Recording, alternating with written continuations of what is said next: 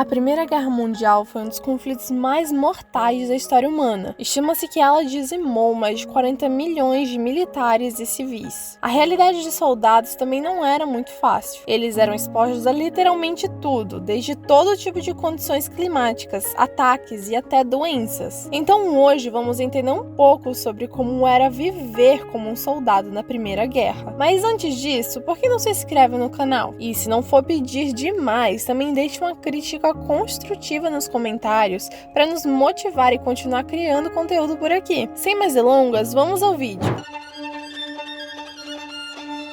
As trincheiras foram usadas como principal estratégia na Primeira Guerra. Elas funcionavam como estruturas de defesa contra o poder de fogo nunca visto antes. Eram grandes valas cavadas no solo com cerca de 7 pés de profundidade e 6 pés de largura. Elas tinham um design estratégico proposital, contavam com curvas que ajudavam na contenção de danos em caso de explosão e na segurança dos soldados, porque impediam que um atirador inimigo pudesse disparar ao longo de toda a extensão da trincheira se conseguisse entrar.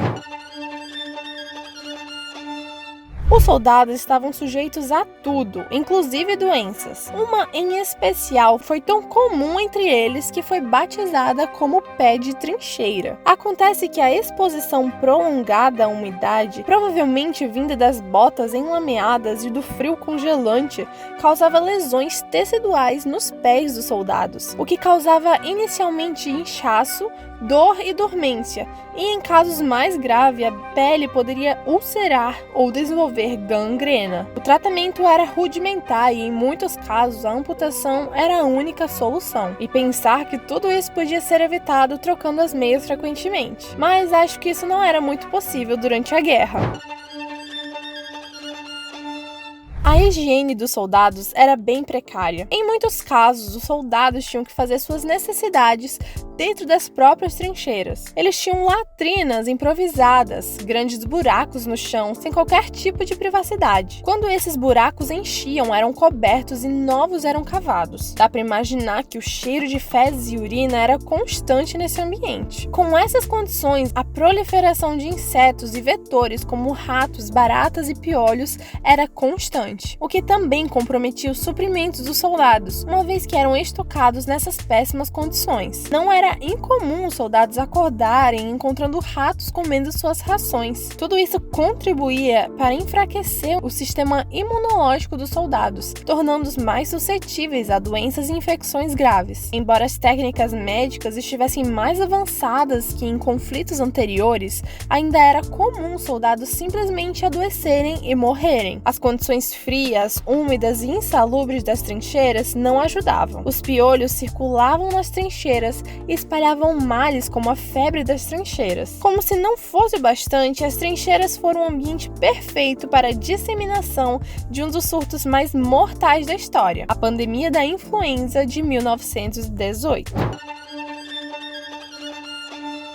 A Primeira Guerra Mundial teve muitas surpresas e uma delas foi o uso de armas químicas pela primeira vez na história. Os agentes químicos mais comuns usados eram o cloro, fosgênio e gás mostarda. Esses gases eram liberados em cilindros ou tambores e podiam causar danos terríveis aos soldados expostos, incluindo queimaduras, cegueiras, danos pulmonares e até morte. As tropas começaram a usar máscaras de gás para se proteger dos gases, mas como os ataques eram surpresa, sempre pegava alguém despercebido. O problema com armas químicas foi tanto que levou à elaboração de tratados como a Convenção de Genebra de 1925, que proibiu o uso desses conflitos futuros para o bem de todos. Diferente do que podem pensar, os soldados não passavam todo o tempo nas trincheiras. Havia uma espécie de rodízio entre linhas de frente, áreas de reserva e períodos de descanso. Isso acontecia numa tentativa de manejar o estresse dos soldados. Mas não se engane, mesmo com rodízio, as coisas poderiam mudar rapidamente. Afinal, eles estavam em guerra. Apesar disso, em uma trincheira e outra, os soldados costumavam aproveitar o seu tempo livre em bordéis. Os bordéis eram vistos como uma forma de escapismo e alívio para muitos soldados. A prática era tão comum que bordéis militares de campanha foram estabelecidos para servir os soldados. Mas afinal, quem pode julgar eles por isso?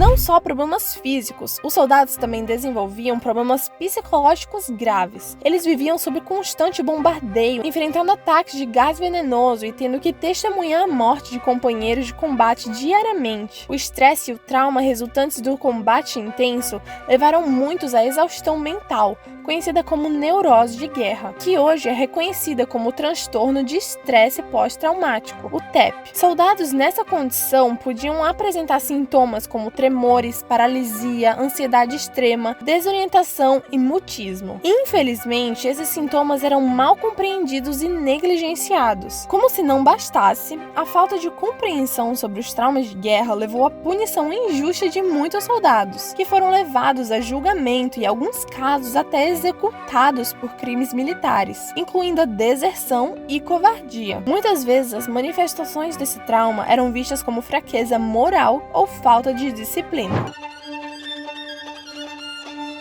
Como quase tudo na Primeira Guerra, a comida era terrível. Com certeza, os soldados comiam apenas para sobreviver. A conservação e o transporte de alimentos eram desafiantes, levando à dependência de alimentos enlatados e secos para garantir que os suprimentos não estragassem antes de chegar à linha de frente. Quanto mais água um alimento possui, mais ele estraga rápido, você sabia? A ração Makonoshi foi uma das muitas rações alimentares utilizadas durante a Grande Guerra. Era feita principalmente de carne enlatada, batatas e vegetais como cenoura e cebola. Pelos ingredientes, poderia até ser gostoso, mas não é isso que os relatos afirmam. A ração podia ser comida quente ou fria, mas você já imagina que não era tão fácil esquentar a comida nas trincheiras. Muitas vezes os soldados tinham que comer a ração fria, e nesse caso, a gordura da carne congelava e formava uma crosta grossa, nada apetitosa. Nessas condições, pequenos luxos como chocolate, tabaco e álcool eram altamente valorizados quando disponíveis.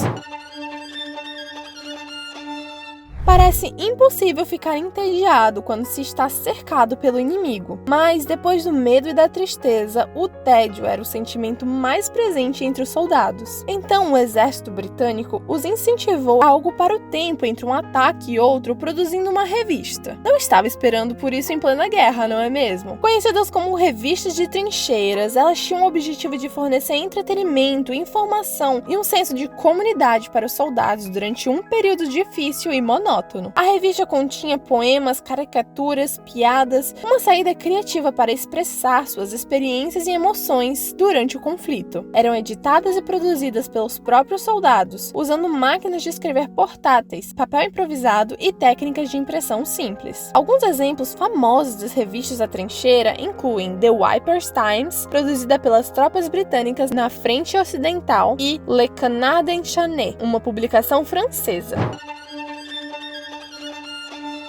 O Natal é realmente uma época especial do ano, e por incrível que pareça, durante a guerra não foi diferente. Acredite ou não, na véspera de Natal e no dia de Natal, várias partes da Frente Ocidental, soldados alemães começaram a decorar suas trincheiras com velas e cantar canções de Natal. Os britânicos responderam cantando suas próprias canções. Em algumas áreas, os soldados começaram a gritar saudações de Natal uns aos outros. Eventualmente, os soldados saíram de suas trincheiras, se encontraram na terra de ninguém, trocando presentes como comida, tabaco e lembranças. Em algumas partes, até desenrolaram um joguinho de futebol improvisado entre os inimigos. A Trégua de Natal de 1914 foi um evento simbólico que mostrou a humanidade dos soldados, mesmo em tempo de guerra. Mas logo após o Natal, a hostilidade recomeçou e os combates continuaram até o fim da guerra em 1918. Então, você gostaria de ser um soldado de trincheira na Primeira Guerra Mundial? Nos conte nos comentários, e se você gostou desse vídeo, também vai amar o último vídeo do canal.